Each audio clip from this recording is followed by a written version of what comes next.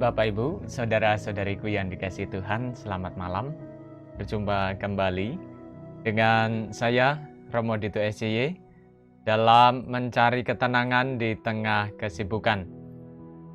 Bapak Ibu dan saudara-saudariku yang dikasihi Tuhan, mari kita sejenak untuk mengisi ruang batin kita dalam mencari ketenangan di tengah kesibukan. Kita awali permenungan kita pada malam hari ini dengan membuat tanda kemenangan Kristus dalam nama Bapa dan Putra dan Roh Kudus. Amin. Bapak, Ibu, dan saudara-saudariku yang terkasih,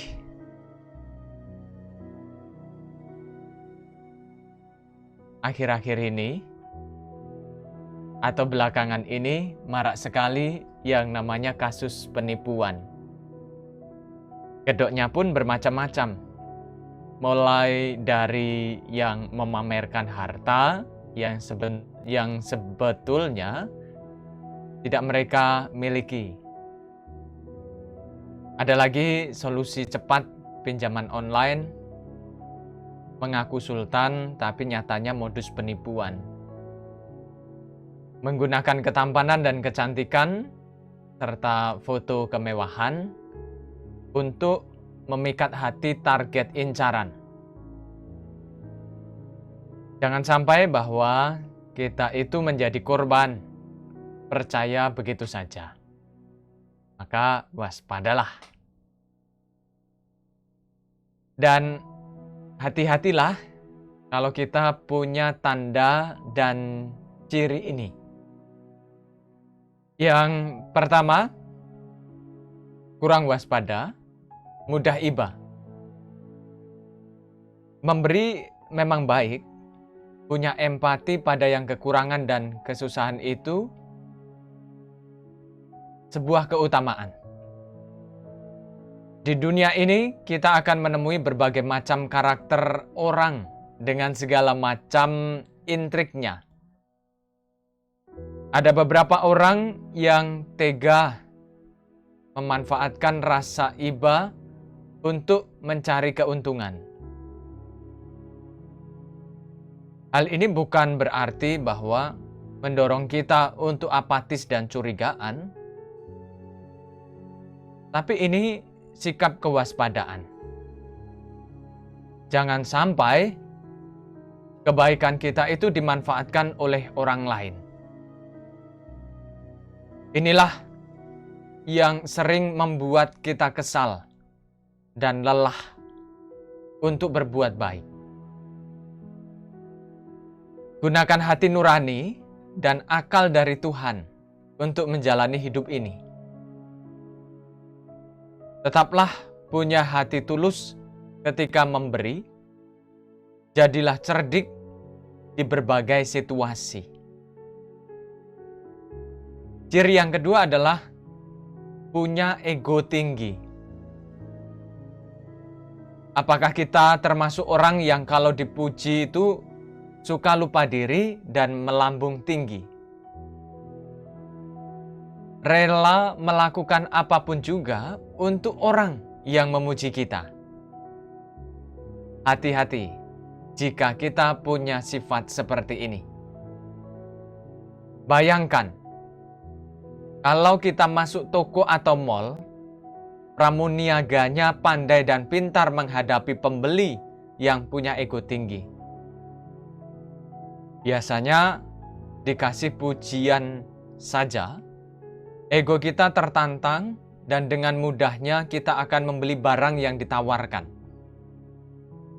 Kita klepek-klepek, termakan ego kita sendiri. Karena memang kita nggak ingin dipandang remeh dan terbuai pujian. Pernahkah kita mengalami ini? Mungkin yang tersenyum kayaknya pernah. Sebenarnya kalau nggak mau beli, nggak butuh barang itu, cuma karena ego dan gengsi tinggi akhirnya beli. Boleh saja, tapi jangan sampai ego terlalu tinggi, kemudian kita yang rugi. cicilan dan utang pun semakin tinggi. Ciri yang ketiga adalah panikan. Jika kita adalah pribadi yang mudah panikan, waspadalah. Karena orang panik biasanya berpikir tanpa menggunakan logika. Sulit juga untuk berpikir jernih.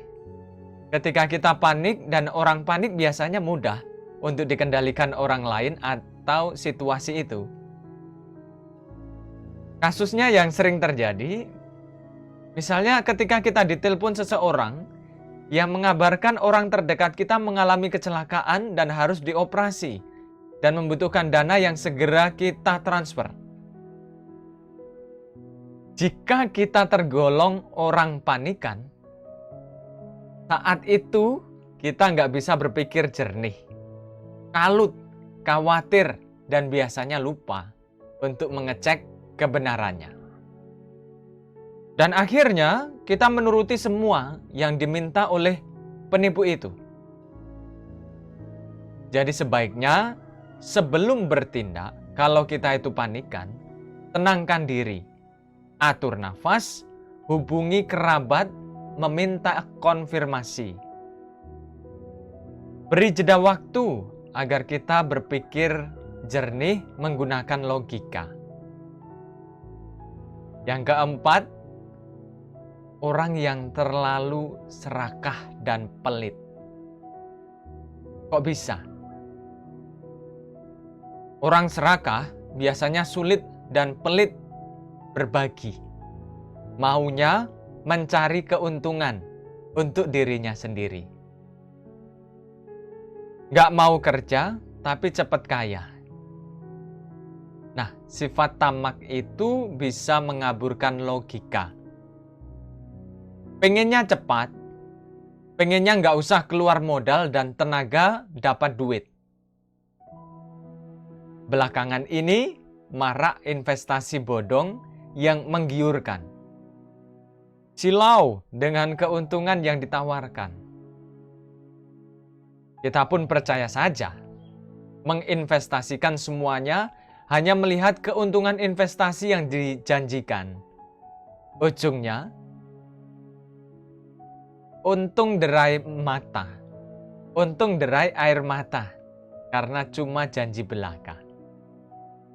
Nah, maka Bapak, Ibu, dan saudara-saudariku yang terkasih, jika Tuhan melimpahi kita banyak rejeki, gak ada salahnya loh kita berbagi. Dan gak ada orang yang suka berbagi hidupnya menjadi miskin. Justru orang yang gemar tulus berbagi, hidupnya akan terberkati. Bijaklah dan tuluslah seperti merpati, dan cerdiklah, karena Tuhan memberi kita akal dan budi.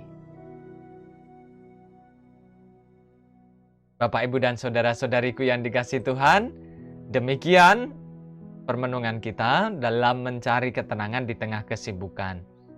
Semoga bermanfaat bagi kita untuk mengisi ruang batin kita. Nah, maka Bapak, Ibu, dan saudara-saudariku yang dikasihi Tuhan, mari kita akhiri pertemuan kita dengan doa penutup.